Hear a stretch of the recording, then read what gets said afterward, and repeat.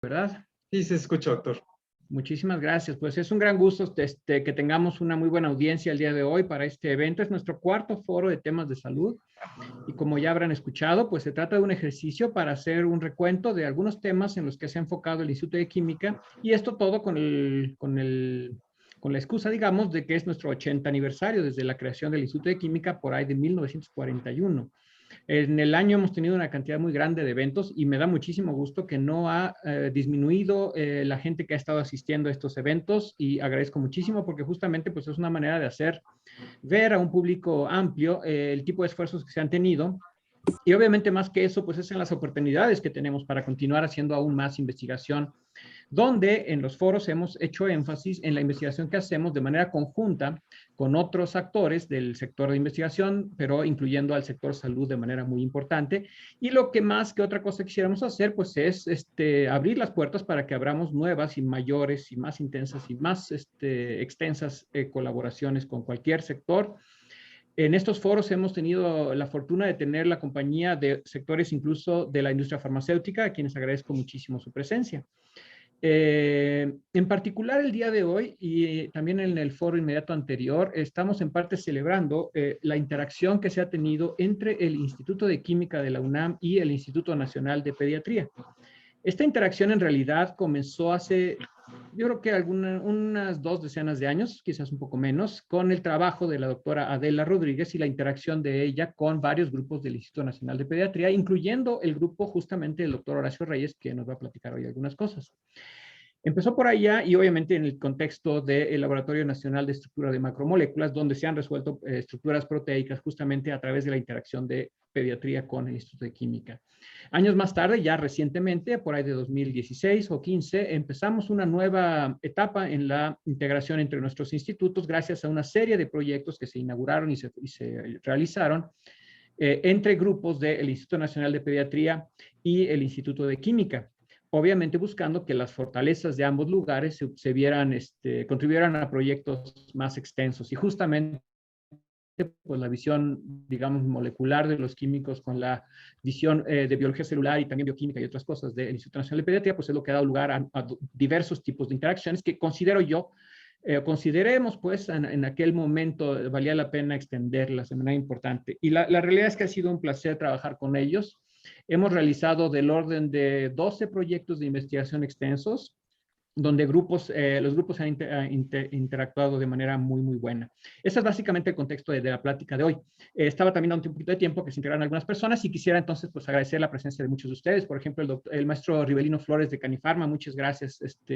José Rivelino, muchas gracias siempre estando presente por acá. El doctor Santiago March de Funsalud. Es un enorme placer, de verdad. Si no, no sería la UNAM. Recibir a la doctora Marcia Iraet de la Junta de Gobierno. Siempre es un placer estar contigo, Marcia, y de verdad que nos encanta que nos estés viendo.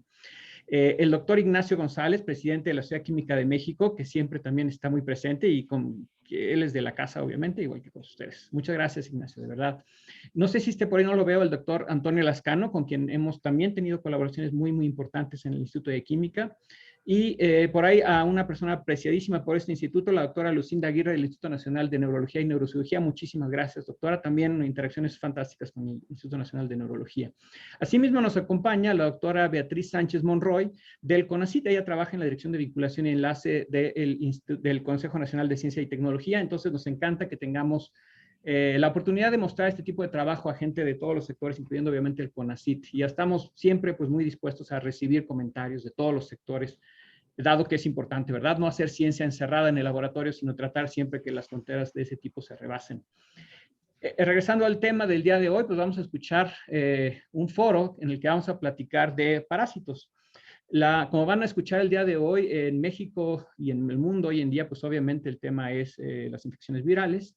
Sin embargo, de manera más crónica, y si hacemos la integral a lo largo del tiempo, probablemente las infecciones parasitarias han sido un problema del mismo tamaño o mayor.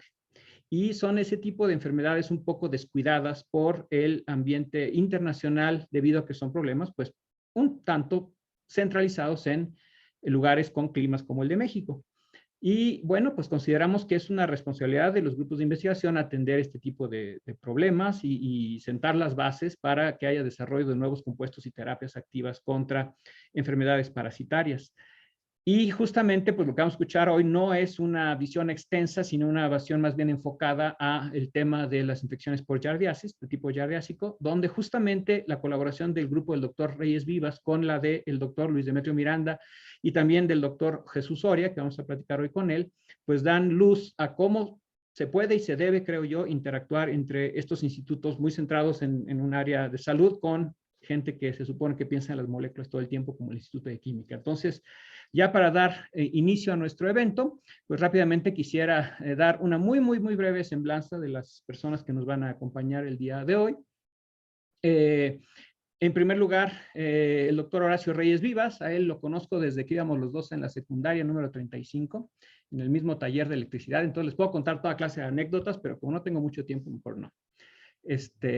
Además de ir en el taller de electricidad, después fuimos a la misma Escuela Nacional Preparatoria y después él estudió en la Facultad de Ciencias de la UNAM. Yo siempre le envidié mucho eso porque las salidas de campo eran fantásticas en comparación con las de química, donde estábamos todo el tiempo en el laboratorio.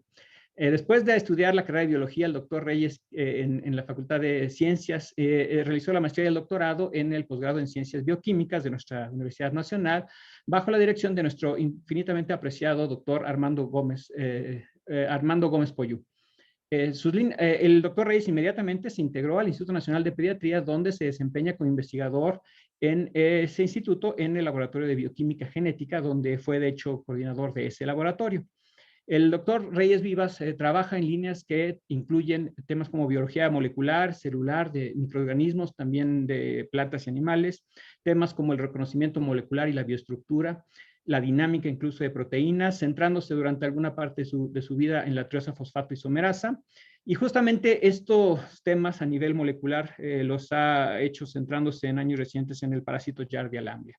Entonces, muy bienvenido, doctor Reyes. Muchísimas gracias por su participación. También nos hablará el doctor Luis Demetrio Miranda, que es investigador aquí del Instituto de Química. Él obtuvo el título de químico en la Facultad de Química de nuestra universidad y luego obtuvo el grado de doctor también aquí en nuestra UNAM.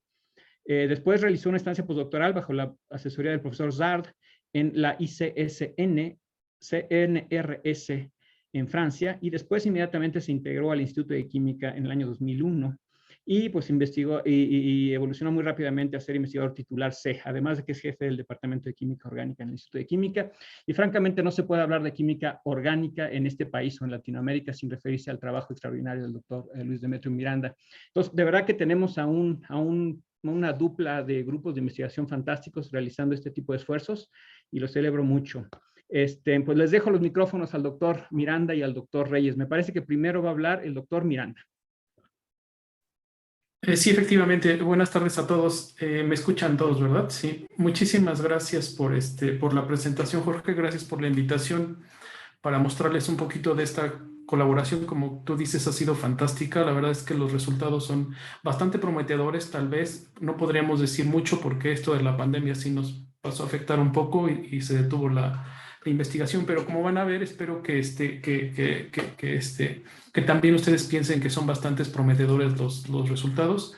Voy a presentar, voy a compartir mi pantalla. Ustedes me dicen si ya la ven. Sí, doctor, sí se ve. Perfecto, muchísimas gracias. Bueno, tengo que decir que yo de antiparasitarios no sé mucho. Y por eso es fantástica una colaboración como la que tenemos ahora con el doctor Horacio, porque podemos conjuntar digamos que dos maneras de hacer ciencia que en realidad siempre van a converger en la química medicinal, como ustedes van a ver. El título es Antiparasitarios, nuevas armas contra viejos enemigos. Entonces, lo que yo voy a hacer más bien es un poquito mostrarles el contexto en el cual estuvimos trabajando de manera muy genérica, y también les voy a mencionar algunas cosas que hacemos y con lo que nosotros cooperamos en este proyecto. Nosotros somos sintéticos, químicos orgánicos sintéticos, lo cual significa que lo que hacemos es estar en el laboratorio sintetizando, creando nuevas moléculas, desarrollando, diseñando nuevas metodologías, que les voy a mencionar un poquito, de cómo hacer moléculas de manera más rápida, de manera más práctica, y todo eso se engloba en ciertos conceptos muy básicos. Entonces, voy a empezar desde lo más básico, desde lo que son los fármacos, y esto es porque nuestra manera de abordar el problema de la búsqueda de nuevos fármacos o de nuevas sustancias o moléculas activas, a veces es un poco, no es tan común para nosotros, los sintéticos. En realidad para la química farmacéutica sí que es bastante común. Las sustancias son sustancias, los fármacos, que sirven para curar o prevenir una enfermedad, para reducir sus efectos sobre el organismo o para aliviar un dolor físico. Esto es de manera muy genérica. Ya de manera un poco más técnica, son moléculas que en virtud de su estructura y configuración química pueden interactuar con las macromoléculas biológicas, ya sean con proteínas, y algunos también lo hacen, algunas moléculas también lo hacen con ácidos nucleicos. Esto, aquí tomé una imagen genérica de este tipo de interacciones solo para tener una idea. Esta es la proteína completa, o una proteína, y esto vendría a ser la molécula del fármaco, ¿sí? Este tipo de interacciones son las que siempre buscamos en una molécula para poder evitar, para inhibir la función de esta proteína, o para aumentar la función, o para retardar la función de esta proteína, ¿sí? De tal manera que tenga un efecto real en toda la fisiología de una célula, por ejemplo, de un organismo. Entonces, estas son las interacciones a las que nos imaginamos. Y he puesto todo esto y he hecho esta pequeña introducción por una cosa, porque estas cifras son bastante reveladoras. De los más de 20,000 fármacos, 20,000 moléculas que ha aprobado la FDA, ¿sí?, hasta ahora, y que podemos comprar en la farmacia para todos los padecimientos que ustedes gusten y manden, solamente interactúan con el 2% de las proteínas encontradas en las células humanas. Es decir, nosotros tenemos solamente moléculas para solo el 2% de las proteínas o enzimas, o de las macromoléculas que forman un organismo vivo. Esto estaría bien o sería muy optimista si ya hubiéramos resuelto todos los problemas de salud que conocemos. Ahorita, por ejemplo, tenemos el problema del COVID, pero también tenemos el problema del cáncer, y también de las infecciones parasitarias, ¿sí? Y todo lo que ustedes ya conocen, el Alzheimer, el Parkinson, todas estas enfermedades que no hemos podido resolver, ¿sí? Entonces, nosotros estamos jugando con un paquete de proteínas o de enzimas o de macromoléculas extremadamente pequeños. Y tal vez desde el punto de vista de la química medicinal o de la química farmacéutica, podríamos decir, bueno, es que tal vez el otro 98% no son útiles, o quizás no importa si diseñamos moléculas para inhibir ese tipo de enzimas. La verdad es que no lo sabemos, porque no hemos encontrado moléculas que interaccionen con esas proteínas. Y, por ejemplo, desde una manera muy genérica de cómo se desarrollan los nuevos fármacos o las nuevas moléculas que podrían curar los padecimientos que tenemos, ¿sí? Rápidamente pensamos en el diseño racional de fármacos, que siempre se ayuda de cálculos computacionales, de simulaciones computacionales, para diseñar las moléculas en base a los sitios activos, por ejemplo, de las enzimas. O si, aunque no se conozca a veces el sitio activo de la enzima, si ya se conoce por allí una molécula que puede interactuar con esa proteína, se hace todo un tratamiento computacional para poder simular y para poder diseñar. Y en función de esos diseños, entonces se va al laboratorio y se sintetizan un conjunto de moléculas que se prueban.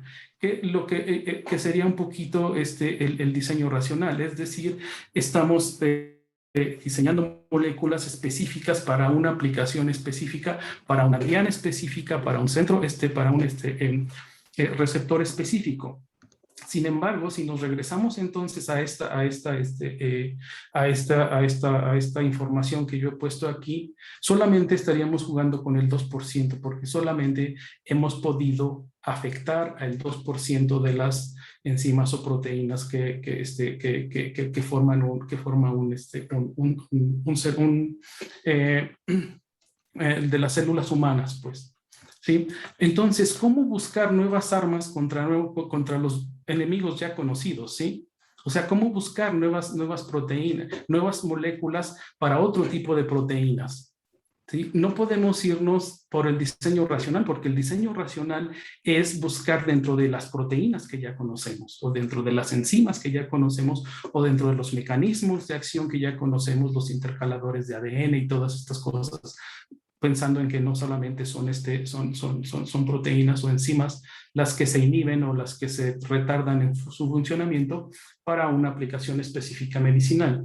¿Sí? En realidad uno se sorprendería cómo se llevan a cabo este tipo de investigaciones para el descubrimiento de nuevos fármacos. ¿Sí? Por ahí estaba leyendo en las compañías farmacéuticas se hacen cribados, es decir, se hacen análisis. Hay un análisis por ahí en la literatura donde probaron más de 500,000 de moléculas en 57 diferentes proteínas que no han sido afectadas por una proteína. Y en de ese 500,000 de moléculas que ellos probaron, ninguna fue activa para las proteínas que estaban buscando. Y se los digo porque es bastante alentador para nosotros. Nosotros no probamos 500,000 de moléculas, van a ver que probamos un poquito más de 70. ¿Sí? Entonces, lo que hacemos al final, o lo que tenemos que seguir haciendo, es haciendo cribados o análisis aleatorios de moléculas, ¿sí? De manera casi a prueba y error. Ponemos el modelo, le ponemos las moléculas y vemos si las afecta o no los afecta. En este caso, van ustedes a ver que fue un modelo de Yardes. Entonces, desde ese punto de vista, a veces decimos, es que, ¿por qué pruebas estas moléculas si ni siquiera se parecen a las moléculas que ya sabemos que matan a las yardias? Y uno dice, bueno, vamos a probar estas moléculas porque tal vez encontremos cosas diferentes a las que ya conocemos y tal vez podamos encontrar nuevos mecanismos de acción, o por lo menos nuevas estructuras moleculares que pudieran funcionar como para el tratamiento de estas enfermedades. Entonces nosotros estamos en esto un poquito en el cribado aleatorio de moléculas reales, porque existe el cribado aleatorio computacionalmente, que también sirve muchísimo, vamos, que es una de las herramientas más importantes actualmente para el desarrollo de fármacos, pero ambos dos son tan útiles uno como el otro. Entonces nosotros estamos o nos englobamos en esta área de la química farmacéutica. ¿Ok?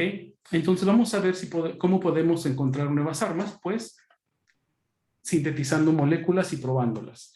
Y precisamente nosotros nos dedicamos a la síntesis de moléculas, al diseño y aplicaciones de metodologías sintéticas. ¿Qué significa eso? Simplemente que nos dedicamos a preparar moléculas. Ahora, quiero que se queden con esto del 2%. Para mí es muy importante esto, que nos quedemos con que solamente hemos explorado el 2% de las enzimas del total que existen en las células humanas. ¿Sí? Ahora fíjense en esto es un poco cambiando completamente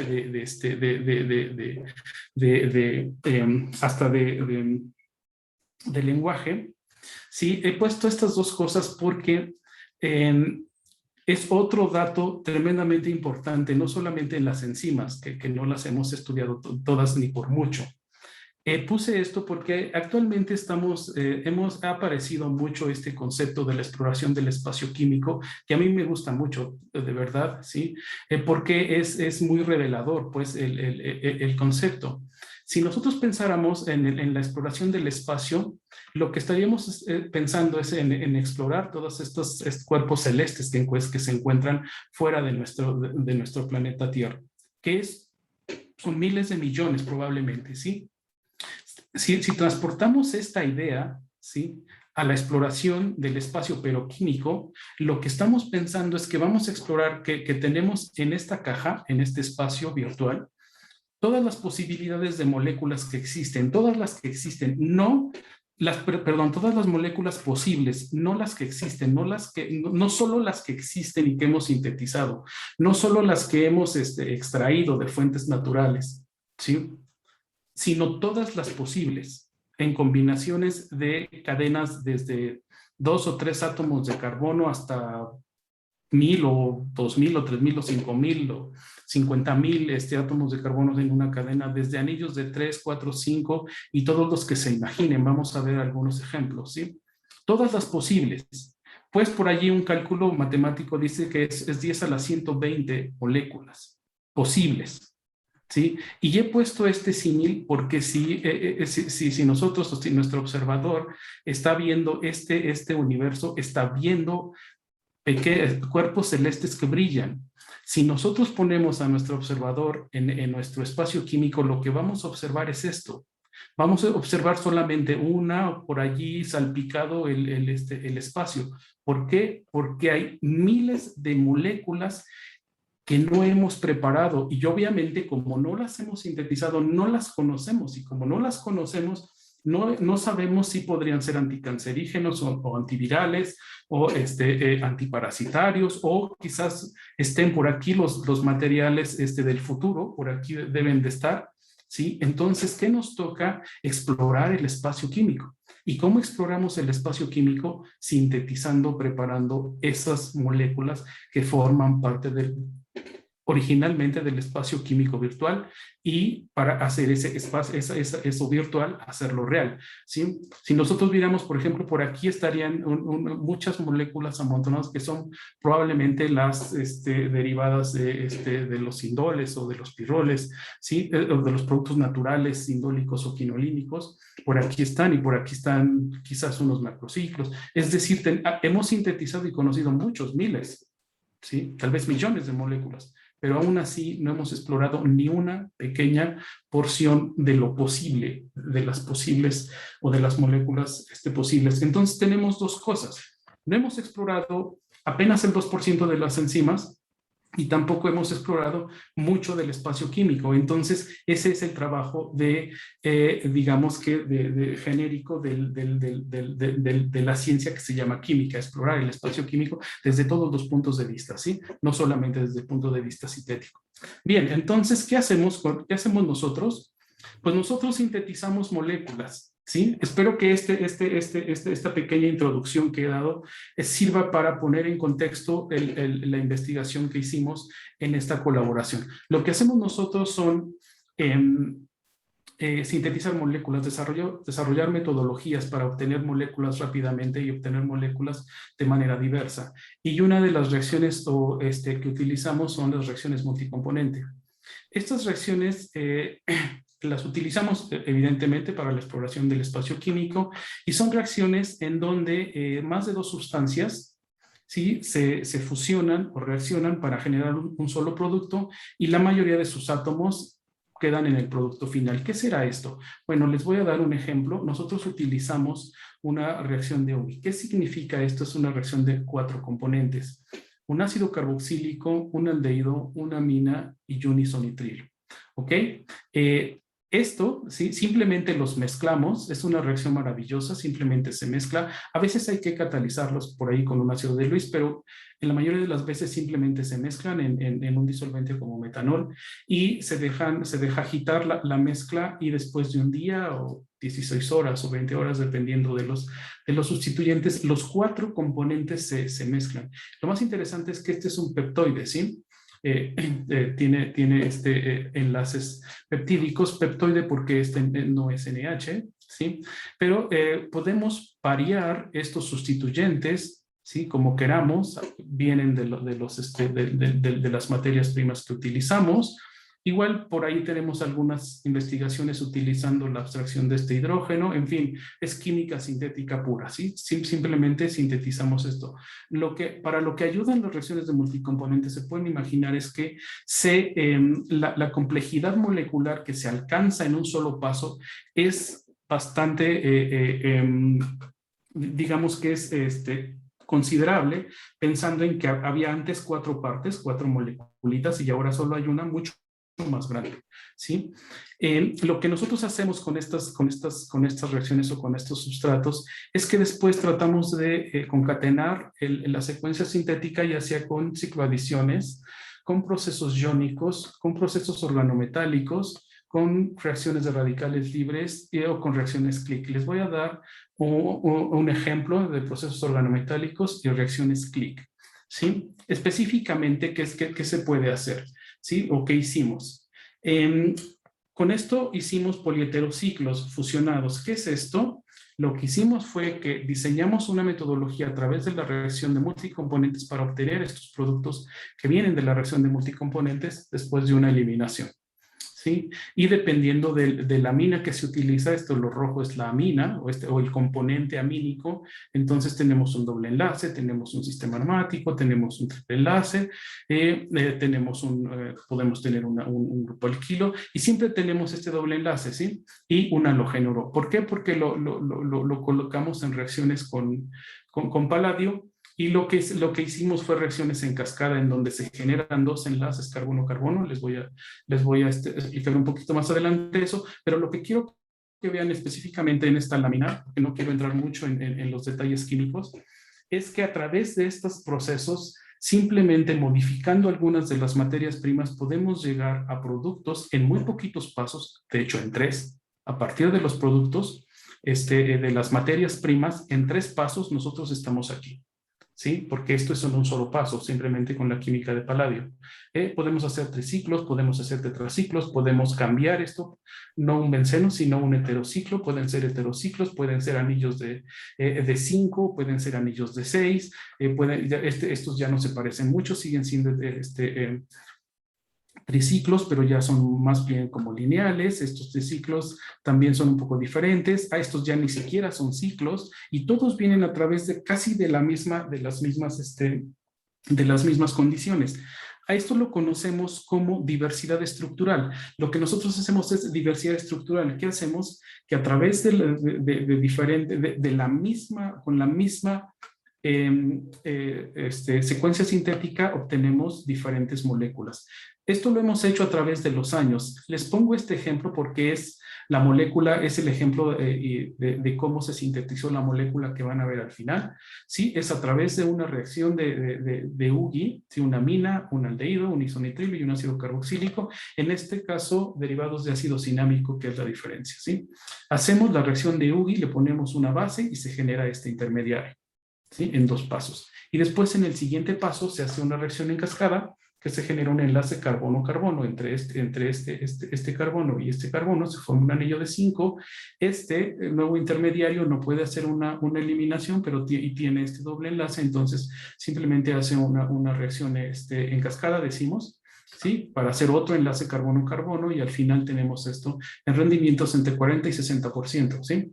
Entonces, de esta manera se pueden hacer anillos de 3 ciclos, y vean la complejidad estructural desde lo que parten a lo que llegan. Pueden variar todos estos sustituyentes, y como pueden variar estos sustituyentes, entonces pueden hacer librerías, lo que nosotros llamamos como librerías de moléculas. ¿Ok? Esta es una de las investigaciones que quería mostrarles. Otra es una referente a los macrociclos, a que hacemos también macrociclos. Esto fue relativamente más fácil, ¿sí?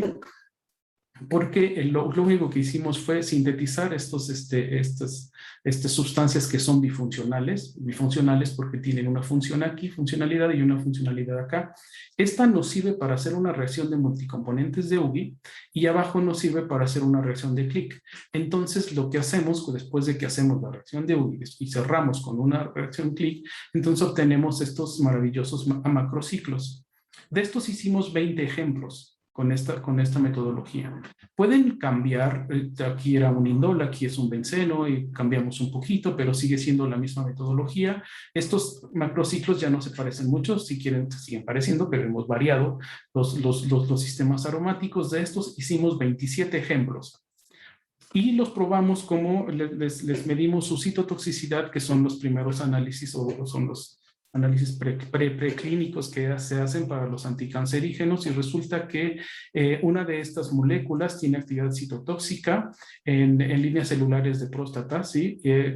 Con un IC50 de 9 micromolar, que ya no es tan malo. También estos tienen actividad citotóxica. Sí, esto nos ha permitido, evidentemente también es importante, pues publicar y por ahí patentar las estructuras, porque son nuevas para este tipo de aplicaciones. De estos hicimos 18 ejemplos. En este caso hicimos 2 reacciones de UGI, primero hicimos una con estamina, después desprotegimos, hicimos otra y después hicimos una reacción de Suzuki-Miyaura para hacer la macrociclización. De esto hicimos 2 ejemplos, 12. Estos, por ejemplo, que son muy similares a estos tienen un enlace carbono-carbono, estos tienen un enlace de bifenilo, de bifenilamina en el macrociclo. Estos resultaron ser antiinflamatorios, no voy a implicar, actividad antiinflamatoria, no antiinflamatorios, tienen actividad antiinflamatoria in vitro, claramente en ensayos preclínicos. Todo esto es porque se pueden imaginar que a lo largo de toda esta historia que les he platicado de manera muy general, se podrán imaginar que tenemos en el laboratorio docenas de moléculas que nos han servido para desarrollar nuestras metodologías sintéticas, que nos han servido para publicar, ¿sí? Que decimos, bueno, nuestra metodología es bastante versátil, si quieres hacer macrociclos de este tipo, pues lo puedes hacer así, muy rápido, muy fácil y todo. Pero estaban allí en el laboratorio después de unos cuantos años en esta línea de investigación de multicomponentes. Y entonces, en la mayoría de los casos, como han visto, pues hacemos las pruebas citotóxicas porque las tenemos en el instituto.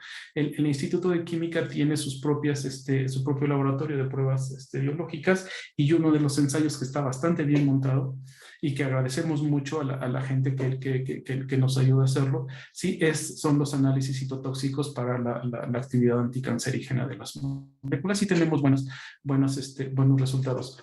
Sin embargo, en algún momento tuvimos la suerte de que el doctor Horacio Reyes y el doctor Jesús Soria se sentaran a platicar con nosotros y para ver cómo podíamos colaborar, y en principio recuerdo que ellos en realidad querían que sintetizáramos algunos derivados de algunas estructuras que ya se conocían que eran activos para las yardias. ¿Sí? Los fármacos normales para la yardiasis están basados en imidazoles, ¿sí? En nitroimidazoles, que son bastante tóxicos, también en algunos benzimidazoles, que los benzimidazoles lo que tienen es que tienen un anillo de benceno fusionado en esta cara. Sí, pero estos son los fármacos más utilizados. Entonces, estuvimos platicando y nosotros decimos, bueno, nosotros tenemos muchas moléculas, ¿no les interesará probarlas, algunas de las nuestras? En todo este contexto que traté de poner en las primeras láminas, de probar moléculas diferentes. No las que ya están relacionadas con las dianas o con los mecanismos de acción que ya se conocen, ¿sí? Entonces dijimos, ellos, la verdad es que yo agradezco mucho el coraje que tuvieron y dijeron, bueno, vamos a hacerlo. Y empezaron con 30 moléculas y después llegamos hasta 70 moléculas o más de 70 moléculas. Sí, lo que hicimos nosotros en realidad en este trabajo fue decir, bueno, aquí están nuestras moléculas, escogimos algunas de las que teníamos con diferentes estructuras. Si ustedes van a ver, son macrociclos, por eso traté de ejemplificarles cómo hacemos los macrociclos. Sí, estos otro tipo de macrociclos, estos tienen un triazol, estos no tienen un triazol, estos tienen una cadena diamínica, ¿sí? Son bifenilos, estos no son bifenilos. ¿Sí? Estos no son macrociclos, más bien son difenilaminas, que son los intermediarios para otro tipo de macrociclos, piperacinonas, que es este anillito, que también hacemos vía multicomponentes, este anillo, pero fusionado, en un sistema tricíclico, estos triciclos y este triciclo. Y les dimos una cantidad adecuada de cada una de estas muestras. Como les decía, empezaron con 30 y terminaron evaluando más de 70 moléculas.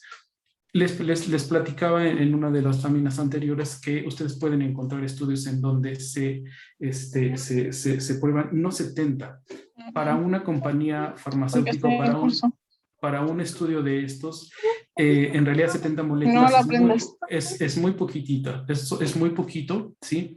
Normalmente en la mayoría de los estudios que se hacen ya en las compañías o en la gente que realmente hace química medicinal, pues prueba del orden de 250, 300, 1000, 2000. Y como vimos, por ahí en algunas compañías hacen, tienen librerías de 500,000, o más de 500,000 de moléculas. En algunos casos ya las hacen de manera robotizada. El problema que tiene siempre, siempre este tipo de estudios, se los puedo decir de manera segura, el problema que siempre tiene este estudio de hacer pruebas aleatorias para ciertas dianas biológicas es que no tienen una fuente de moléculas segura y de moléculas complejas. Casi siempre evalúan moléculas relativamente pequeñas que pueden comprar en los catálogos comerciales o que mandan a hacer, ¿sí? En el caso de nosotros, no, porque como estamos sintetizando muchas de diferentes estructuras moleculares, nosotros tenemos acceso a más variedad, a más diversidad estructural y mucho más complejas. Entonces, creo que con esto, no es mi última diapositiva. Sí, esta es mi última diapositiva, simplemente para agradecerle muchísimo a Horacio Reyes que nos diera la oportunidad o que se tomara el coraje, sus alumnos, de hacer todos los análisis que hicieron, que fue muchísimo trabajo, a Jesús, por todo la colaboración. Y bueno, del lado del instituto, las dos personas que han estado directamente relacionadas con este proyecto desde el principio fue Eduardo Hernández Vázquez, que es uno de los que ha sintetizado una buena parte de las moléculas, y ya después David González, que siguió sintetizando más ya en función de un diseño mucho más racional, que es el que está completamente detenido por la pandemia. Entonces le voy a ceder la palabra a Horacio para que les platique lo que realmente hicieron con nuestras moléculas. Muchísimas gracias por su atención, gracias por venir, por tomarse el tiempo para escucharnos. Gracias, Jorge, por la invitación. Voy a dejar de compartir. Supongo que si hay preguntas por allí al final después, o no sé cómo va a funcionar lo de En las efecto, preguntas. Luis, al final vamos a hacer un montón de preguntas. Así es. Gracias. Para oír la historia completa. Muy bien. Muchísimas gracias.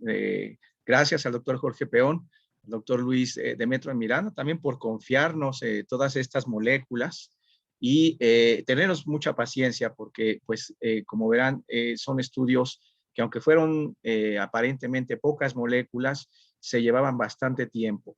Y desde luego, probablemente yo no hubiera podido realizar estos estudios sin la intervención de estudiantes de posgrado. Aquí es importante señalar que de nuestro lado, en nuestro grupo, el estudiante de posgrado Juan Carlos Aurióstigue, de posgrado en maestría, así como Jorge Luis Figueroa, han estado o estuvieron profundamente relacionados con este trabajo, y la gran mayoría de los resultados que les voy a mostrar pertenecen precisamente a ellos. Y como de costumbre, pues nosotros como tutores, pues tomamos esa información, la analizamos, la tratamos de estructurar, y es lo que en este momento les voy a presentar. Entonces, no sé si se alcance a ver mi presentación. Y sí está Sí, ahora, se ve muy bien. Sí, se ve. Muchísimas gracias. Entonces, voy a empezar a hablar por el protagonista de aquí, o uno de los protagonistas, que es este parásito Giardia. Se le conoce como Giardia lamblia, aunque también tiene diversos sinónimos como Giardia intestinalis, Yarda duodenalis, y finalmente todos ellos pertenecen a este mismo grupo. No todas las yardias infectan al ser humano, sino que también tienen una enorme diversidad de infección a otros mamíferos, como pueden ser mamíferos como en el ganado, o animales domésticos como el perro, como el gato. Y de hecho se ha comentado fuertemente durante bastante tiempo la existencia de zoonosis, que es precisamente la transmisión desde algunos animales domésticos, por ejemplo, hacia el ser humano. Y se ha observado que, por ejemplo, para el caso de la yardia que infecta al ser humano, puede ser también compartidas con nuestros adorados perros, ¿no? Y ahora que está tan de moda el hecho de tener estos perrijos, pues hay que considerar seriamente esta posibilidad de zoonosis. Bien, ¿por qué estudiar la yardia? Bueno, es que la yardia representa un problema de salud público, principalmente en países del vías de desarrollo, y pues nosotros, mal que bien, estamos catalogados nuestro país en este grupo de países. Y aunque existen otras enfermedades parasitarias, pues una de las más importantes, o por lo menos las más frecuentes, es precisamente la que produce yardia, que se conoce como yardiasis. Se ha estimado que cerca de 280 millones más o menos de casos se producen anualmente. En algunas ocasiones, a veces son asintomáticas estas infecciones, pero en otras ocasiones pues tienen un abanico de manifestaciones clínicas muy grandes. Es importante señalar que primordialmente la población infantil y la que se encuentra comprometida inmunológicamente son las más susceptibles, y en el caso de la infantil, bueno, a nosotros nos compete porque estamos precisamente en el Instituto Nacional de Pediatría. Se ha observado que en algunos casos se producen problemas ya más importantes, como el llamado síndrome de mala absorción, en donde la infección por yardia promueve alteraciones que mostraré un poquito más adelante, en donde el paciente pediátrico ya no es capaz de asimilar los nutrientes adecuadamente, y esto hace que se desnutra, y desde luego esto hace que empiece a retrasarse en diversas partes de su crecimiento, ¿no? Inclusive el crecimiento intelectual, ¿no? Por eso es importante el continuar el desarrollo de moléculas contra este parásito.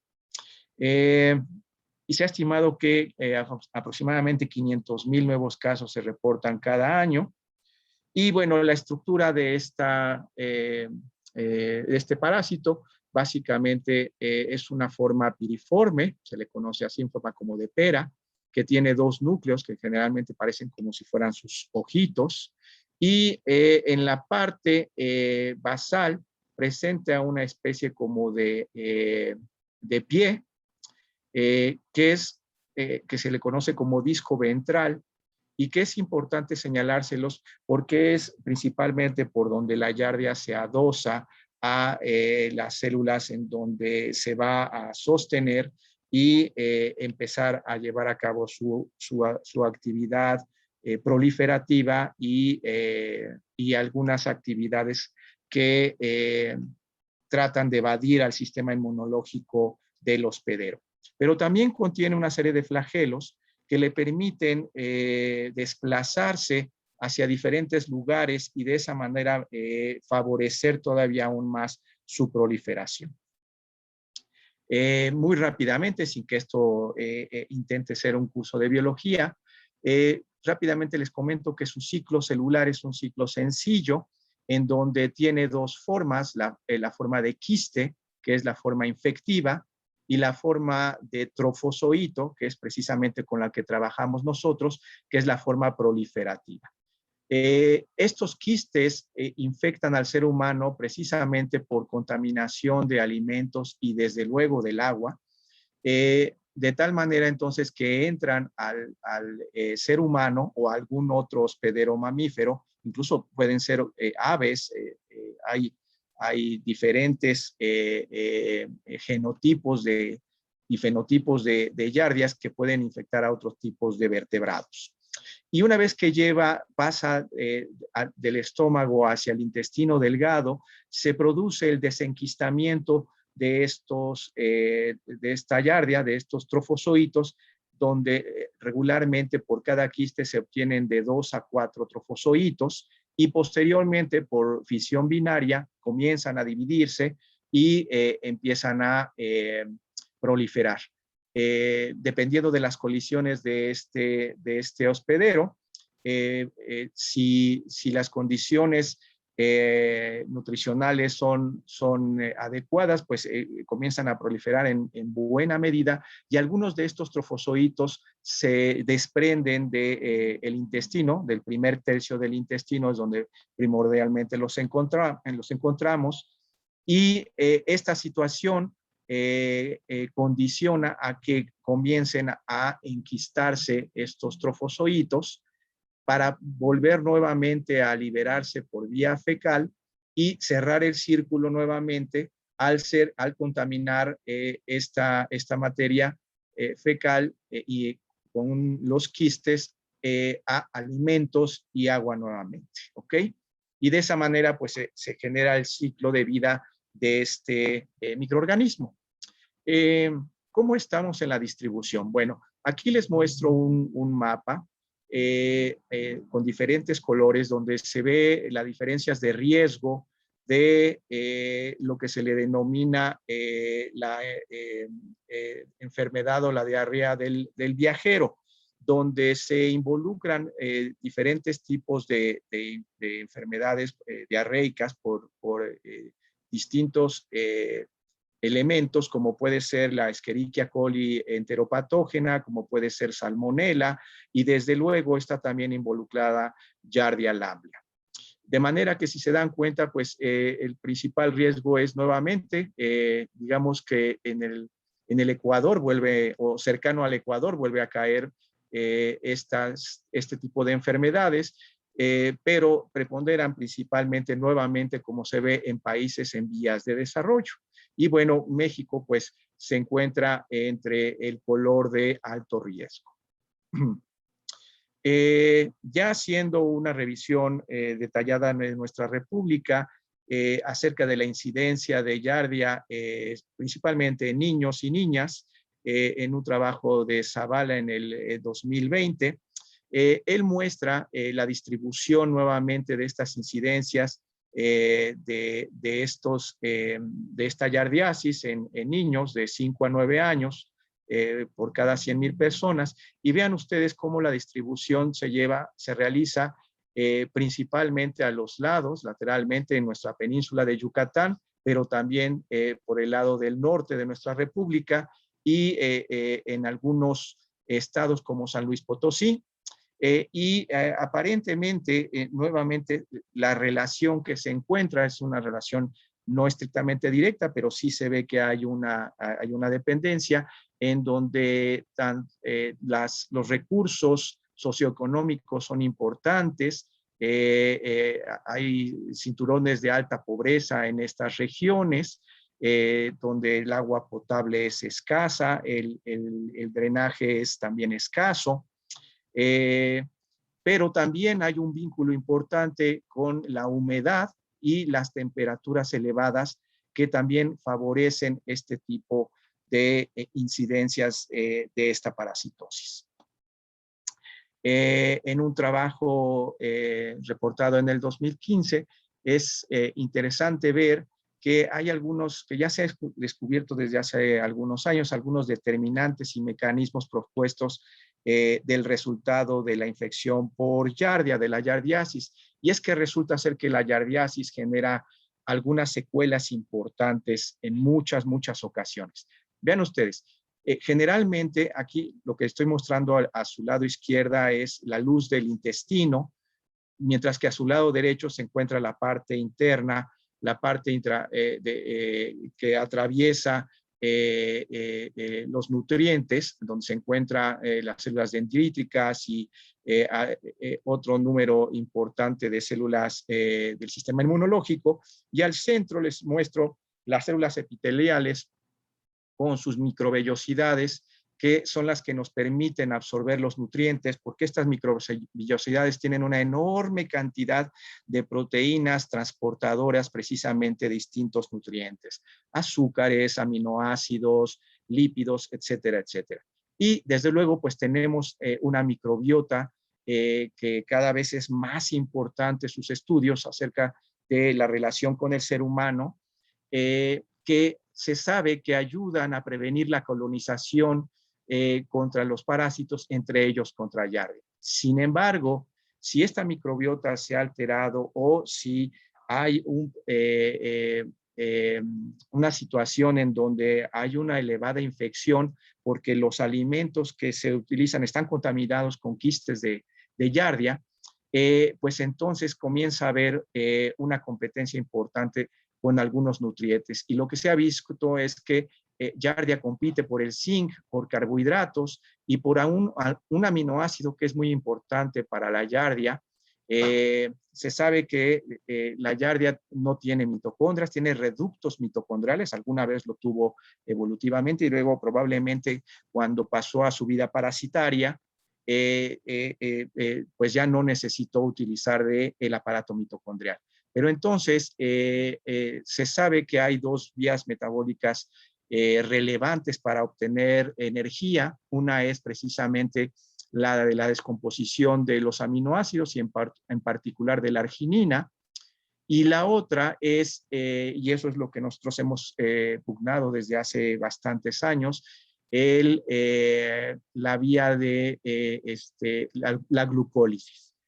Desde luego, pues hay una enorme cantidad de glucosa en esta luz intestinal, no habría competencia por eso, pero sí por este aminoácido. Y pues lo que esto produce es que comience a proliferar el crecimiento de las Giardias, y las Giardias, como les había yo comentado, con su disco basal, se adosa sobre la superficie de los enterocitos.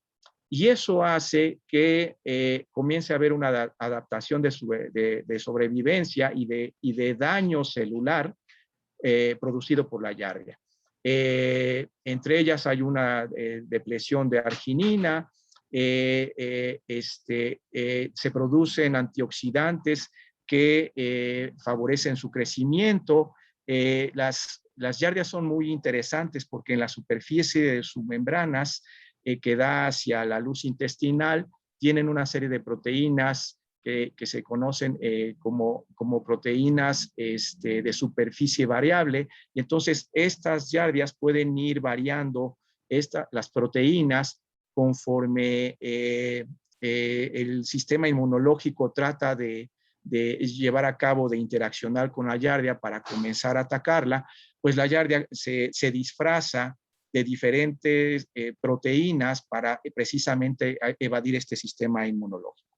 Bien, cuando empieza la lesión, entonces en las células se producen dos cosas. Uno, se produce que se rasura las microvellosidades y entonces este enterocito ya no es capaz de transportar nutrientes, y la otra es que afectan las interacciones células-células, las gap junctions, permitiendo entonces que otros copatógenos, ¿no?, como bacterias y virus, puedan entrar hacia el lumen. Y eso entonces promueve dos cosas. Una es que pues, los enterocitos comiencen a alterarse hasta llegar a su apoptosis.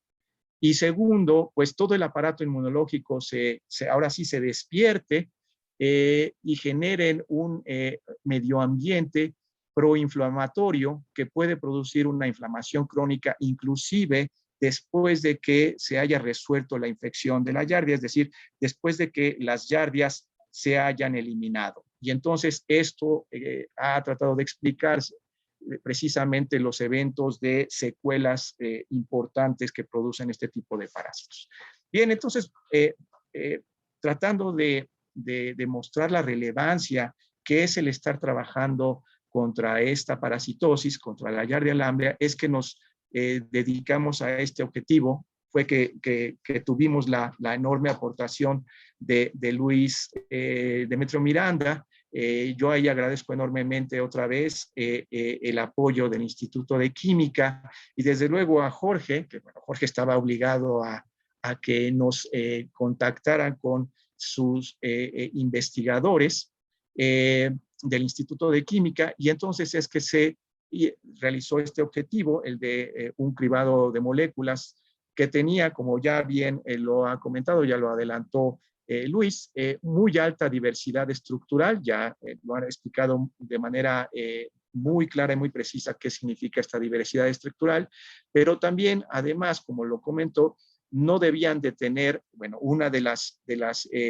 criterios de exclusión de las moléculas que se iban a utilizar era que no tuvieran semejanza estructural con los antiyardiásicos o yardicidas que se han reportado anteriormente. Y aquí quiero comentar rápidamente una definición. Para nosotros, el decir antiyardiásicos es el decir aquellas moléculas que efectivamente matan a la yardia in vitro, mientras que les diremos yardicidas a aquellas moléculas que ya no solamente han sido evaluadas en nivel in vitro, sino también in vivo, y que inclusive en algunos casos ya también están en la batería de fármacos contra la yardiasis. Considerando entonces estos dos puntos, fue que se comenzó a hacer una evaluación, primero pues tímidamente con unos cuantas decenas de reactivos. Eso lo comenzó Juan Carlos Aurióstigue. Bueno, esta imagen ya se las ha mostrado Luis. Contenía esta gran cantidad de diferentes moléculas en donde se pueden modificar los grupos sustituyentes dentro de estas moléculas, inclusive el tamaño, por ejemplo, de estos, del número de carbonos de estos enlaces puede variar, así que hay macrociclos más abiertos o más cerrados, en fin, tener una amplia variabilidad de estas moléculas y ninguna de ellas se parecía a las reportadas, ¿no? Y eso pues fue un trabajo muy importante por parte del grupo de Luis, el ir excluyendo las moléculas que ya habían sido previamente reportadas. De manera que Juan Carlos empezó con algunas pocas moléculas, no encontraba muchos resultados, siguió con más moléculas, tampoco encontraba resultados, y pues al principio sí se nos desesperó un poco Juan Carlos, pero cuando llegamos casi prácticamente a la molécula 100, no fue 100, fueron 70 y tantas moléculas, es que dijimos bingo. Bien, ¿cómo muy rápidamente, sin querer saturarlos de la forma como se hizo, pero un poco para demostrar cómo se hizo este cribado, tanto Juan Carlos como Jorge Luis lo que hicieron es tomar estas placas de 96 pozos que se utilizan mucho para ELISA, bueno, pues también se pueden utilizar para cultivo de células, y allí montaban en estos pozos con un volumen de 200 microlitros aproximadamente, un número bien determinado de yardias en cada pocillo. Y allí entonces las incubaban con los diferentes compuestos y desde luego pues incluían controles tanto positivos como negativos y así como blancos para poder asegurar que el efecto que estaban viendo por los compuestos fuera verdaderamente el que estábamos esperando. De manera muy importante es comentarles que el sistema que nosotros utilizamos fue el que ellos incubaban a las yardias durante 24 horas con estos compuestos y después se generaban un recultivo de las yardias que sobrevivían de aquí y por otras 24 horas, pero ya en ausencia de los compuestos. Este tipo de estrategias nos permitió separar precisamente el efecto antiyardiásico del efecto yardia estático, porque lo que podríamos haber tenido es un efecto de moléculas que lo único que hacían era retrasar el crecimiento de estas yardias. De tal manera que con este procedimiento de incubación y reincubación o recultivo de estas trofozoitos, nos asegurábamos de que únicamente estábamos seleccionando aquellas moléculas que tuvieran capacidad antiyardiásica.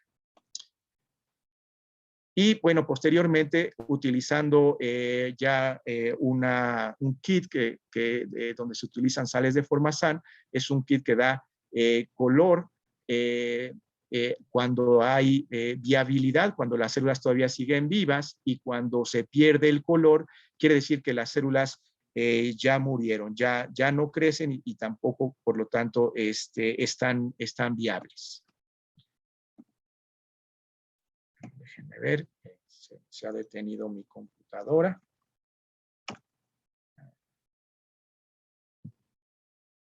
Ahí está. ¿Qué resultados tuvimos? Bien, aquí les muestro una gráfica en barras, donde lo que quiero mostrar que son aproximadamente 70 compuestos que se analizaron con la técnica que les acabo de mostrar, y se graficaron contra el porcentaje de muerte, de manera que las barras más altas significan que tuvieron una mayor capacidad de habilidad de ser antiyardiásico, mientras que cuando tenemos un tamaño de barra pequeño, quiere decir que no tuvieron una alta efectividad para ser antiyardiásicos. Y de inmediato se desprende que había un grupo importante de moléculas que tenían muy buena capacidad antiyardicida. Aquí todo este primer cribado lo hicimos con una sola concentración de todas las moléculas, que fue 100 micromolar, pero también encontramos otras dos estructuras que daban buenos resultados. Los primeros que les muestro aquí son de los andamios de la benzopirrolicidina, que van a ver que fue el más exitoso, adelantándome un poco, pero aquí también tenemos los macrociclos, como había señalado Luis, y otra serie de moléculas que también empezaban a sonar que eran buenas moléculas. Y hasta la derecha, hasta su extrema derecha, pues tenemos los controles que en este caso fue tinidazol y metronidazol, moléculas que ya se saben perfectamente que tienen actividad no solo antiyardiásica, sino también yardicida. Bien, con la finalidad de probar, aunque el laboratorio del doctor Demetrio Miranda tiene una muy buena, no solamente se dedicó a hacer la síntesis de estas moléculas, sino además toda la purificación por arriba del 97-98% de cada una de estas moléculas, lo cual es un trabajo inmenso, gigantesco. De todas maneras, siempre existía la duda, la pregunta de si pues fue solamente una cuestión de suerte, o a lo mejor hay un contaminante que es importante y que es realmente el que tiene el efecto yardicida. Lo que se decidió es utilizar otra serie de compuestos diferentes a los anteriores, en donde ya solamente se probaron los principales andamios, ¿ok? Es decir, las benzopirrolicidinas, los macrociclos y este otro andamio que en un principio nos daba también una esperanza de que fuera un antiyardiásico. Y ahora se evaluaron a diferentes concentraciones, desde 100 micromolar, ahora bajándola a 12.5 micromolar. Y vean cómo algunas de las moléculas, pues al principio sí eran muy interesantes, pero después cayeron estrepitosamente su capacidad antiyardiásica. Todavía aguantó bastante bien hasta los 25 micromolar. En el caso de este macrociclo, aguantó bien a los 50, pero después cayó. Este otro andamio, pues solamente resistió la primera concentración elevada y después desafortunadamente cayó. Pero vean ustedes aquí en el centro de esta imagen, en color fuchsia, creo que se dice, yo lo veo en rosa. Ya saben que los hombres no tenemos tan amplia diversidad en los colores como las damas. Bueno, en rosa, pues, teníamos uno de las benzopirrolicidinas que se denomina como EHB 110-174. Y esta fue la que la que verdaderamente nos dio muy buen resultado. Vean ustedes que inclusive a 12 micromolar tenemos todavía una muy buena actividad antiardiásica de por arriba del 80%. De tal manera que entonces tomamos a esta molécula para continuar haciendo los estudios y uno de ellos fue precisamente pues ya hacer la determinación de la IC50, la concentración a la cual se obtiene el 50% de la muerte celular. Y nuevamente les estoy mostrando algunas de las benzopirrolicidinas, las 154, las 160, tenían esta IC50, y vean cómo la 174, la campeona, tiene una IC50 de 11 micromolar. Es decir, aquí mientras el valor sea más pequeño, quiere decir que se requiere de menos cantidad de esta molécula para producir el 50% de la muerte celular.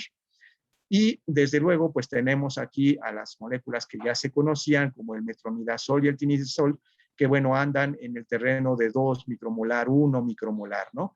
Pero si ustedes ven ya 11 micromolar contra 2 o 1 micromolar, ya no son dimensiones tan grandes, ya no son valores tan separados, de tal manera que esta molécula la podemos utilizar como una molécula líder para de allí desarrollar nuevas modificaciones que nos permitan empezar a llegar a estos valores o inclusive con la esperanza de tener valores todavía más bajos. Y desde luego era importantísimo comparar la citotoxicidad con algún cultivo de células de humano. En este caso fueron las células HACAT, una línea celular que, si mal no recuerdo, viene de células renales, de tal suerte que nuevamente también se calculó la IC50 de cada uno de estos compuestos, y para nuestra grata sorpresa vimos que ahora el valor de la IC50 del 174 era bastante alto, era de 130. Aquí, por el contrario, mientras más grande sea el valor, es el que estamos buscando, porque eso quiere decir que se requieren de grandes concentraciones de esta molécula para poder eliminar el 50% de las células. Y vean ustedes, incluso estos valores de citotoxicidad de las 174 fueron más alejados de aquellas moléculas que ya son estándar de oro, como el tinidazol o el metronidazol, que son más citotóxicos inclusive que nuestra molécula líder. Esto nos animó muchísimo, y dentro de los estudios que continuó haciendo Luis dijo, bueno, vamos a tratar de purificarla todavía más, y Luis encontró, seguramente lo va a comentar, que cuando se determinó una de las formas de estar seguros de que la estructura de la molécula es la que se está diciendo, es determinar su estructura a través de difracción de rayos X. Y lo que encontró me señala él, fue una situación muy poco común, muy poco frecuente, es el encontrar que en realidad era un conjunto de diastereoisómeros. De tal manera que lo que nosotros sospechamos ahora es que solo uno de los diastereoisómeros es el que está produciendo precisamente toda esta actividad antiardiásica, y el otro muy seguramente no tiene esta actividad, ¿no? De manera entonces que los valores de IC50 que nosotros descubrimos muy probablemente se bajen, se reduzcan todavía aún más, al 50% probablemente, lo cual entonces nos acerca ya a concentraciones muy interesantes desde el punto de vista comparativo con los fármacos o estándares de oro que están en el mercado. Bien, para tratar de entender cuál es el mecanismo de acción, porque si ustedes se dan cuenta, pues en este momento desconocíamos completamente cuál es el blanco o blancos farmacológicos, blancos biológicos de esta molécula, así como el mecanismo que subyace para la actividad antiardiásica, pues se nos ocurrió empezar a hacer estudios de microscopía. De manera que lo que les muestro aquí es un comparativo de unas giardias que se incubaron, así se ven en el laboratorio, ¿no? Son estas formas piriformes con sus núcleos al centro y sus flagelos extendiéndose alrededor. Son células que se ven íntegras, ¿no? Que se ven perfectamente piriformes, contra una concentración, precisamente la IC50 que se determinó, y lo que nos llamó la atención poderosamente fueron dos cosas. Una es que, si se dan cuenta, las células se vuelven más transparentes, lo cual nos habla de que está teniendo una fuga del citoplasma hacia el exterior. Pero la otra cosa interesantísima que vimos es que los núcleos se afectan, y en estas flechas que aquí señalo, vean cómo uno de los núcleos se pierde por completo, aunque el otro núcleo todavía permanece. Aquí sucede lo mismo, uno de los núcleos se pierde y el otro permanece. Eso mismo lo vimos con otra serie de benzopirrolicidinas, que provocaban el mismo efecto, de manera entonces que comenzamos a sospechar que las benzopirrolicidinas llevaban a cabo un mecanismo particular. ¿Por qué particular? Bueno, porque si lo contrastamos contra el efecto en el metronidazol, que ya se conoce, el metronidazol es un profármaco que al entrar a la giardia genera, junto con una enzima, genera radicales libres, donde uno de sus moléculas blancos son precisamente el material genético, ¿no? Y entonces se ven como comparativamente con las células normales, como el núcleo se daña, pero vean ustedes que el daño es diferente. Aquí es parejo, aquí en ambos núcleos se alteran en cada una de las células de los trofozoitos. Y de igual manera, para el caso del albendazol, esta molécula se sabe que afecta la polimerización de los microtúbulos de los trofozoitos, pues alteran muy drásticamente la estructura de las giardias, inclusive en algunas ocasiones, como ya no pueden, ya no hay una buena fisión binaria, pues se quedan multinucleadas estas estructuras aberrantes de las giardias. Entonces, creemos que las benzopirrolicidinas están afectando alguna parte del metabolismo del núcleo. Y esto lo empezamos a corroborar utilizando estudios de microscopía electrónica de transmisión. Al lado izquierdo les muestro un corte de una giardia normal, en donde se pueden ver los dos núcleos, nada más que se ven ahora como si fuera un filete. El citoplasma, la parte de los flagelos, que se ven aquí la distribución tubular de estos flagelos, y cuando es sometida a estas giardias, estos trofozoitos, a la benzopirrolicidina, a la 174, vean cómo se altera sustancialmente los núcleos, aunque también hay alteración dentro del citoplasma. Por ejemplo, se generan este tipo de estructuras laminares que tienen altas cantidades de membrana. No sabemos en este momento qué signifiquen, pero son alteraciones que no se observan en otro tipo de compuestos que ya se han reportado anteriormente. Por tanto, nosotros creemos que estos benzopirrolicidinas están actuando con un nuevo mecanismo que no se ha reportado, por lo menos no se ha reportado, y desde luego deben de tener blancos biológicos diferentes a los que se han reportado, que es un poco lo que precisamente Luis tan claramente está tratando de señalar desde el principio.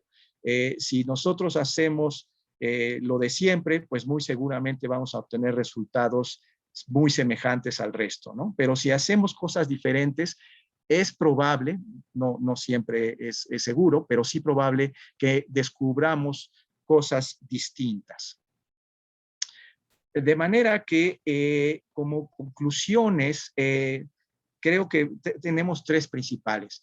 Una es que la estrategia del cribado de alta diversidad y de baja redundancia donde la baja redundancia me refiero yo a precisamente eliminar todas aquellas estructuras moleculares que ya han sido reportadas como yardicidas o antiyardiásicas, permitió obtener en una batería de moléculas no tan enorme, menos de 100 moléculas, una molécula líder que podemos proponer como posible antiyardiásico, el EHP 174. El mecanismo de acción de esta benzopirrolicidina parece que no ha sido descrita y sugerimos que puede existir la participación de nuevos posibles blancos o al menos que no se han reportado.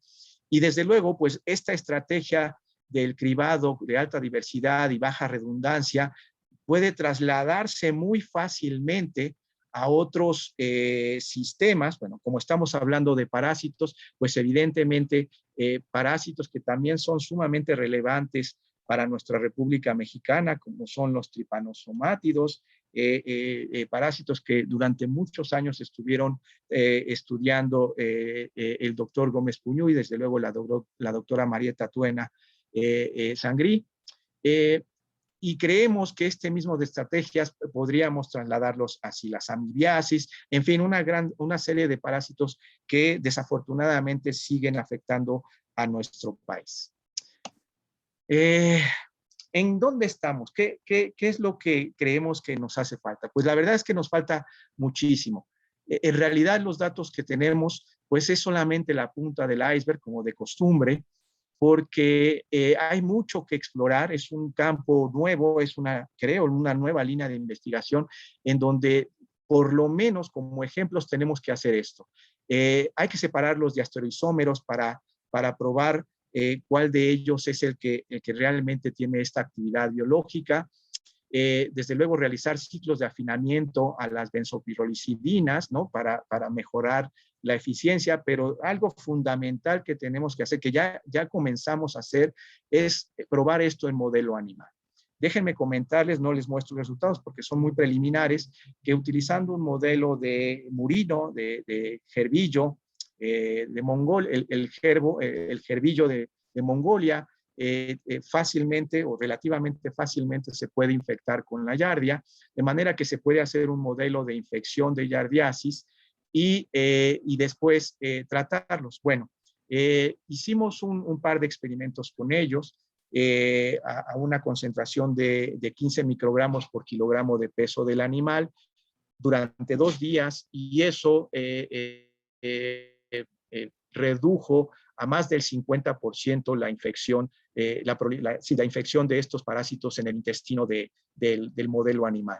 De manera entonces que hay que afinar ese resultado, desde luego hay que hacerlo bien.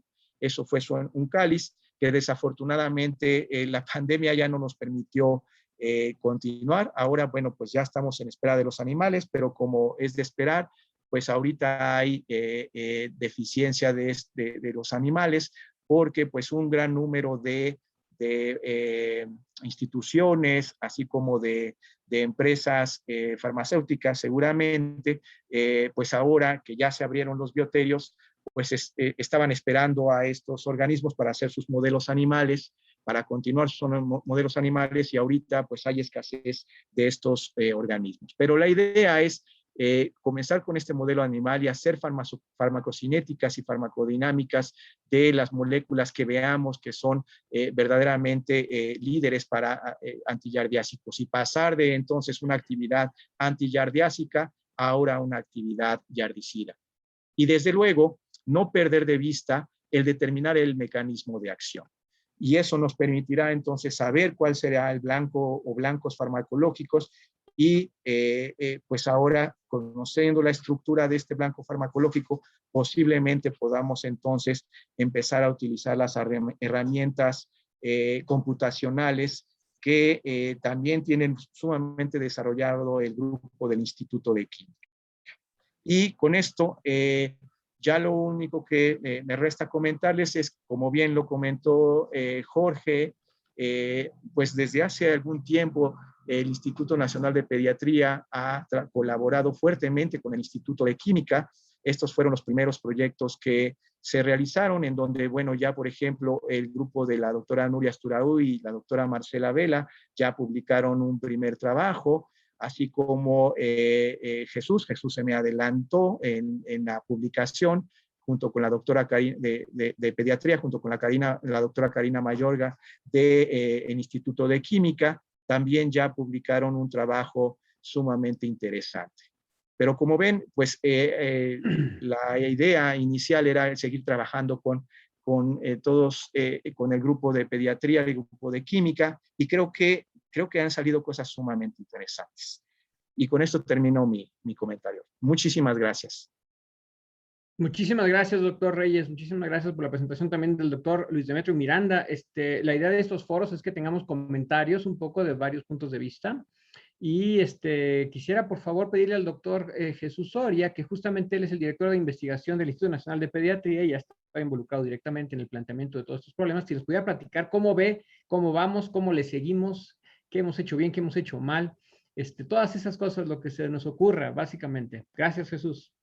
Muchas gracias, Jorge. Bueno, en primer lugar, permítanme enviar un saludo y una disculpa de parte de la doctora Mercedes Macías Parra, nuestra flamante nueva directora general en el Instituto Nacional de Pediatría, quien asumió el cargo hace un par de semanas. Entonces, bueno, anda un poco ocupada, como comprenderán, no nos pudo acompañar en esta ocasión, pero bueno, les envía saludos y disculpas por no poder acompañarnos.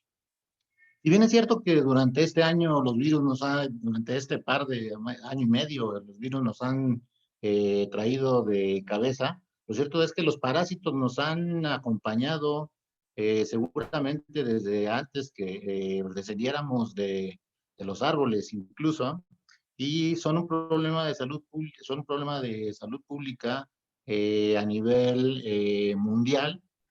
Desafortunadamente, como ya se mencionó, es un problema que afecta principalmente a los países de bajo desarrollo económico. Y esto tiene dos vertientes importantes, que es que, por esas características, es lo que conocemos como enfermedades desatendidas, neglected disease, que en general no resultan de interés para la industria farmacéutica, dado que pues tienen negocios mucho mejores que hacer, ¿no? Entonces, definitivamente, los esfuerzos para atacar este tipo de enfermedades no veo yo de dónde más, sino de las instituciones académicas o de las instituciones públicas, como en nuestro caso, son de donde pueden surgir los esfuerzos para atacarlas. Es también obvio que estos problemas pues son relevantes a nivel de la agenda de salud nacional, dado que son problemas que directamente nos implican, y como puede observarse claramente en el ejemplo que tuvimos de hoy, para que estos esfuerzos den frutos se necesita del trabajo conjunto de personas y de instituciones que unan sus fortalezas, como este caso yo creo que lo demuestra muy bien, ¿no?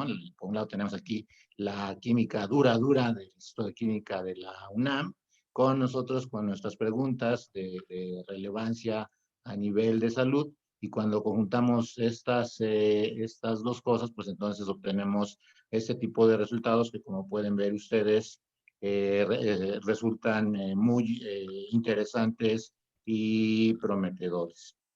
Yo creo entonces que en el afán de que estos esfuerzos, de que estos resultados puedan obtenerse, no veo otro camino más que establecer este tipo de interacciones. Llevamos ya unos años juntos, como pudimos ver rápidamente en la última lámina del doctor Reyes, caminando junto con el Instituto de Química, con lo cual han salido cosas muy interesantes en diversos temas que son de interés, nuestro interés principal es la salud, y entonces tenemos sí, alrededor 10, 12 colaboraciones, las cuales pues son exitosas. Y yo creo que para que estos esfuerzos en el futuro puedan seguir desarrollándose, necesitamos necesariamente de la intervención de todos los niveles de los que estamos implicados en esto. Los investigadores, las personas que tienen cargos directivos en las instituciones y que tengan esta visión de compartir esfuerzos, de compartir fortalezas.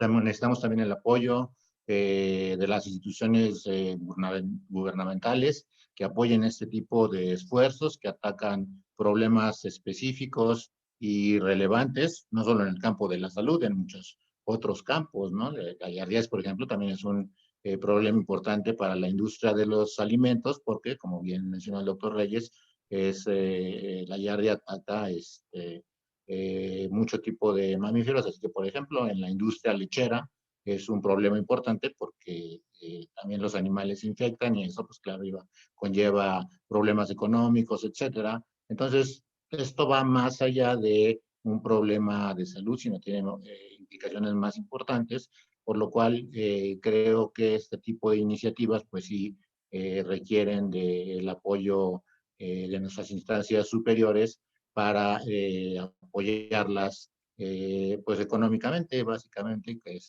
muchas veces donde tenemos limitaciones. Y, perdón,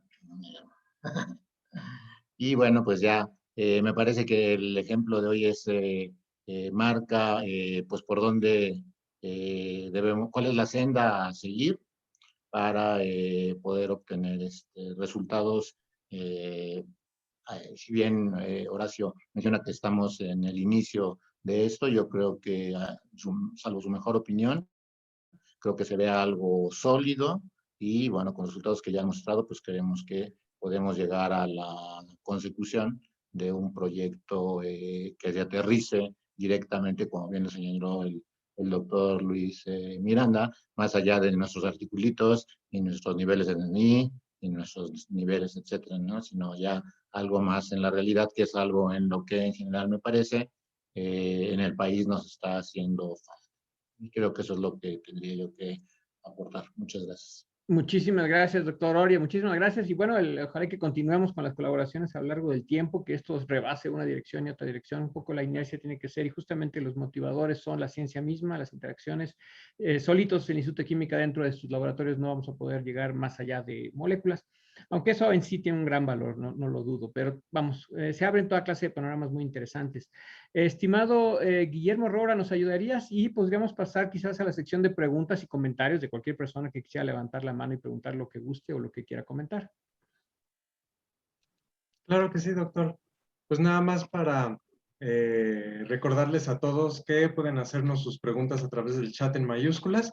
Y me gustaría empezar por brindarle la oportunidad a un participante de hacer algún comentario que tiene su mano levantada. Me imagino que es el doctor Juan Pablo Sanociaín. Adelante, por favor. Hola, ¿qué tal? Buenas tardes. ¿Sí se escucha? Sí, muy bien.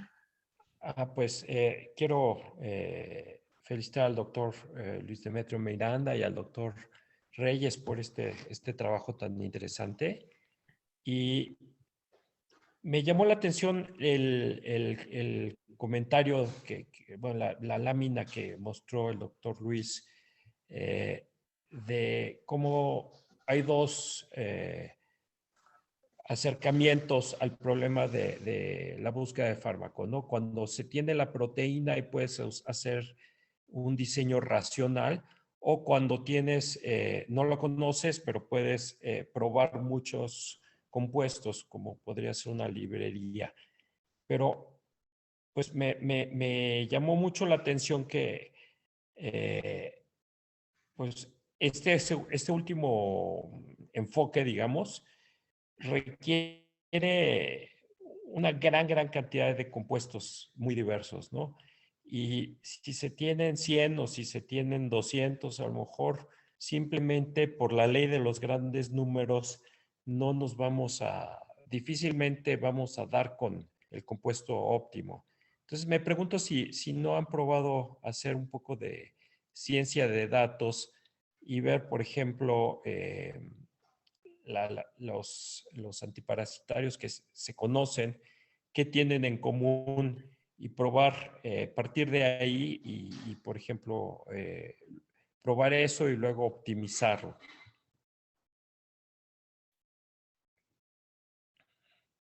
Quizás yo puedo dar, no entiendo muy bien la pregunta, Juan Pablo, que tomáramos uno de los mecanismos de acción que ya se conocen y que de ahí partiéramos, ¿a eso te refieres?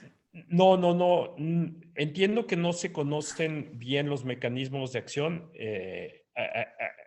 Con esto me refiero a que no se conoce por lo menos la estructura de las proteínas o de los sitios donde serían activos, ¿no? No. Pero se conocen muchos antiparasitarios que tienen actividad contra Giardia en mayor o menor grado, ¿no? Entonces, hacer una especie de análisis de similitud y, bueno, obviamente no vas a dar con un antiparasitario completamente nuevo, vas a dar con algo parecido, ¿no? Pero partir de ahí y luego quizá optimizarlo usando análisis in vitro, como lo hicieron ustedes. Y bueno, yo no estoy pensando, sería un enfoque un poco diferente. Tendríamos que tomar, como dije, pensando, si tomamos algún antiparasitario que ya se conoce, tendríamos que tomar los mecanismos de acción de ese antiparasitario que ya se conoce. Y como lo estamos viendo y como lo presentó Horacio, el mecanismo de acción de esta molécula aparentemente, no podemos asegurarlo porque hay que tener datos experimentales, pero aparentemente con los preliminares que tenemos, bueno, que tiene Horacio, el mecanismo es completamente diferente al mecanismo de los antiparasitarios ya conocidos. Y puedo estar seguro, casi seguro, si te digo que este tipo de acercamientos o de aproximaciones ya los hacen muchos otros grupos que se dedican a este modelo. Es decir, tomar los antiparasitarios que ya se conocen y tratar de hacer todo el trabajo de perfeccionar una molécula que sea más activa. Entiendo que serían dos enfoques un poco diferentes. De hecho, no sé, tal vez Horacio pueda comentar un poquito de eso, pero me parece que ellos ya han hecho antes este tipo de cosas, modificar un poco el albendazol y todas estas, la estructura y tratar de ir viendo si se pueden mejorar la actividad. Sí, seguramente alguien más ya lo ha hecho, ¿no? Pero lo que quería decir es que no necesariamente son enfoques completamente diferentes, pueden ser complementarios y se puede apoyar uno del otro, aún sin tener la estructura de la proteína donde sí, terapéutica, ¿no? Sí, perdón, en esa línea, ¿sabes qué me imagino en el futuro? Lo que estábamos haciendo antes de la pandemia era generar nuevos, en nosotros, en el laboratorio, nuevos derivados. Porque de hecho, no estoy seguro por ahí, no me acuerdo cuántas benzopirolicinas se probaron, pero ya tenemos algunas evidencias, algunas líneas de que podemos pensar que ciertos grupos funcionales son importantes. Por ejemplo, la cadena lateral, que por ahí nunca decimos cuál es. Es bastante importante. Si la cambiamos, baja mucho la actividad. Tratamos de meter metoxilos y eso. Estoy pensando en eso porque una vez que tengamos una batería de resultados experimentales, sí ya podemos empezar a utilizar todas estas herramientas computacionales para optimizar la estructura. Incluso aunque no se supiera, como decía yo, la diana biológica, el centro activo, computacionalmente se puede intuir también de una serie de observaciones experimentales, de observaciones de estos análisis de estructura, actividad que se empiezan a hacer, modificando un poquito las estructuras en la molécula. Se van viendo qué grupos funcionales o qué atributos moleculares son necesarios. Y entonces, a través de herramientas computacionales, se puede incluso empezar a visualizar cómo es que podría ser el sitio activo, sin tener que conocerlo. Pero eso tendrá que ser cuando tengamos más resultados, observaciones experimentales, pues. Claro, Pero sí, yo creo eventualmente que tendríamos que hacer esos. posiblemente se tenga que llegar a eso, ¿no? Porque es muy poco probable que, aunque encuentres una molécula que tenga muy buena actividad, puede no cumplir con otras Tenga todos los atributos. reglas para que sea un fármaco. Puede no Absolutamente. disolverse o no Sí, es absolutamente. biodisponerse Sí. o interactuar con otras proteínas, qué sé yo, ¿no? Pero Sí, claro. De en hecho, fin, felicidades, me pareció muy, muy interesante este trabajo. como dice Pues, Horacio, esta es la punta del iceberg.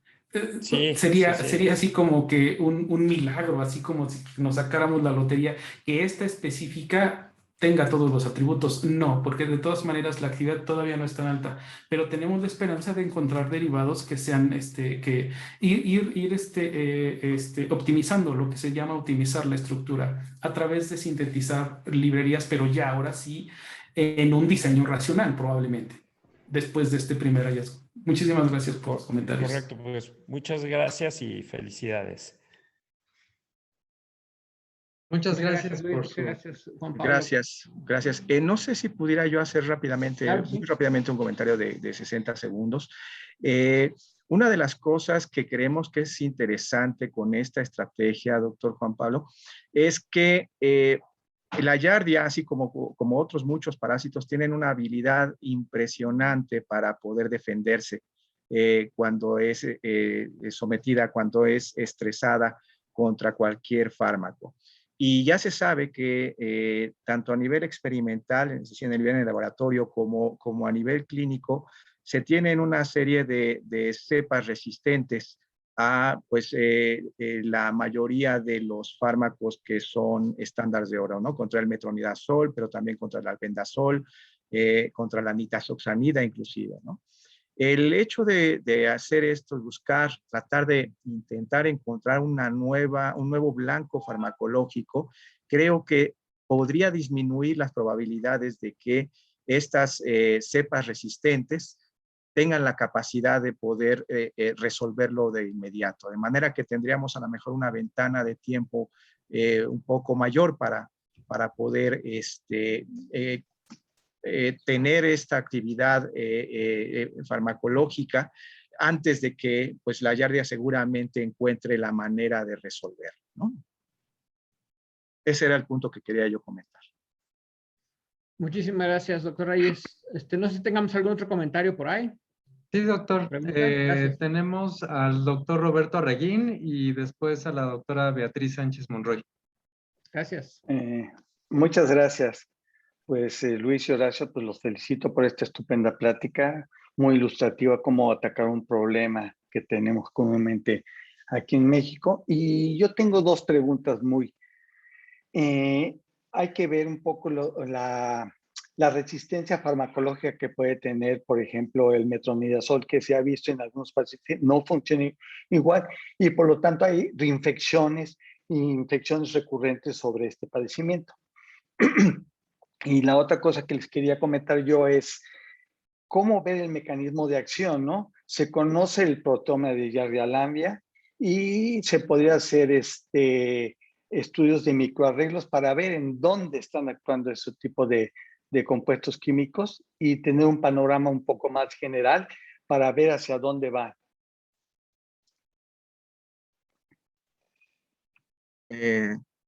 ¿Puedo comentar adelante. algo? Adelante, claro. Muchas gracias, doctor.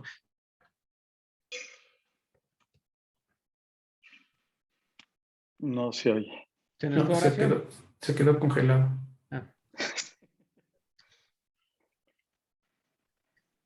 Pues si quieren, continuamos. No sé si quiere alguien tomar la palabra. Y si no, pues seguimos con la siguiente pregunta. Ahorita regreso. Si quieres, podría tratar de contestar un adelante, poco. por favor, Jesús. Claro que sí. Bueno, respecto a la segunda pregunta, sí, claro, el mecanismo de acción es fundamental. En el laboratorio también hacemos un poco de proteómica, las proteínas es lo nuestro, tenemos un poco de experiencia en ese campo, entonces sí, es algo que hemos ya pensado y estamos también, perdón Horacio, interrumpí porque te fuiste un momento, y lo que estamos haciendo también en este momento, que también nos paró la pandemia, fue empezar a hacer en conjunto con la doctora Núñez Estubrado metabolómica, porque hay ya bastante experiencia con metabolómica por resonancia magnética nuclear, como un primer acercamiento a descubrir los mecanismos de acción, ¿no? A grosso modo, así en una caricatura muy simplista, por ejemplo, si nuestro fármaco actuara a nivel de inhibición de la glucólisis, pues esperaríamos ver cambios ahí en esa vía metabólica, ¿no? O etcétera. Esto es un enfoque que se está utilizando.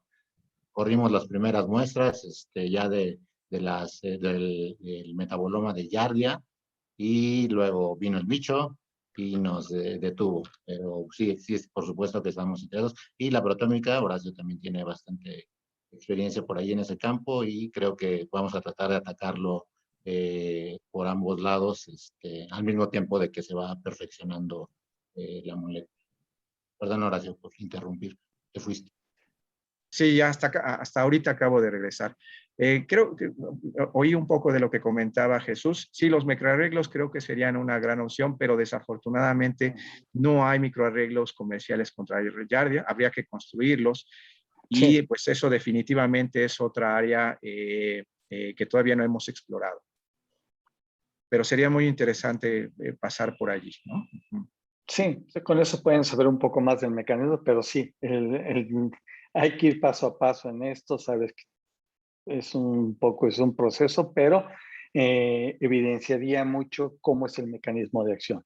Muchas gracias, Horacio y Luis, pues los felicito de nueva cuenta por toda esta plática tan bonita y muy entretenida, por cierto. Gracias, Roberto. Muchas gracias. Si la doctora Beatriz Sánchez gusta abrir su micrófono, adelante, por favor. Claro que sí, buenas tardes. Muchas gracias por la invitación a este evento y a los doctores Luis Demetrio Miranda y Horacio por su excelente ponencia. Bueno, yo tengo solo dos sugerencias que me gustaría hacer en la parte de perspectivas que llevarían a la aplicación de esta molécula líder que se ha seleccionado como antiparasitario. Me refiero a la molécula nombrada EHB-110-174. En la parte de perspectivas, como bien nos mostraba el doctor Horacio, cuáles son los estudios que faltan para poder escalar o poder llevar esta molécula a la aplicación. Me parece que adicional a las pruebas de farmacocinética y farmacodinamia, sería pertinente incluir pruebas de toxicidad en especies de roedores y no roedores en las fases preclínicas y por supuesto pues asegurar que todos los experimentos se hagan con buenas prácticas de laboratorio, pues son dos requisitos muy indispensables pensando en presentar algún dossier a la entidad regulatoria si es que se solicita la aprobación de esta molécula como un posible antiparasitario. Hasta ahí mi comentario. Muchas gracias. Muchísimas gracias, doctora. Gracias, doctora. Muchísimas gracias. Sí. Gracias. Sí, Gracias. este proyecto afortunadamente está dentro de los protocolos de investigación que han sido evaluados y han sido aceptados en el Instituto Nacional de Pediatría. Como bien no me dejará mentir Jesús, nosotros estamos obligados a pasar por una serie de comités de investigación, entre ellos los de ética, SICUAL, precisamente para que nos permitan abordar este tipo de experimentos. Entonces estaba considerado desde hace tiempo precisamente utilizar modelo animal, solamente que bueno, pues nos cayó la pandemia y ya no pudimos continuar con eso. Pero sí, doctora, estamos conscientes de que debemos de tener estas buenas prácticas dentro de nuestro laboratorio. Muchas gracias. Gracias.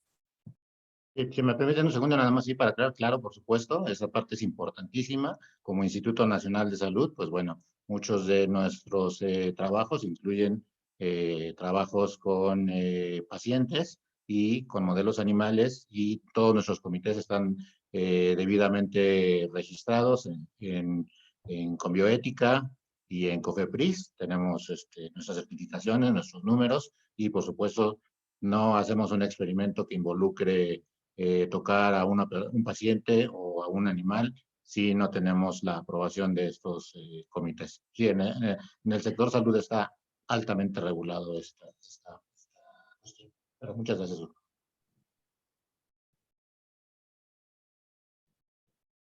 Muchas gracias.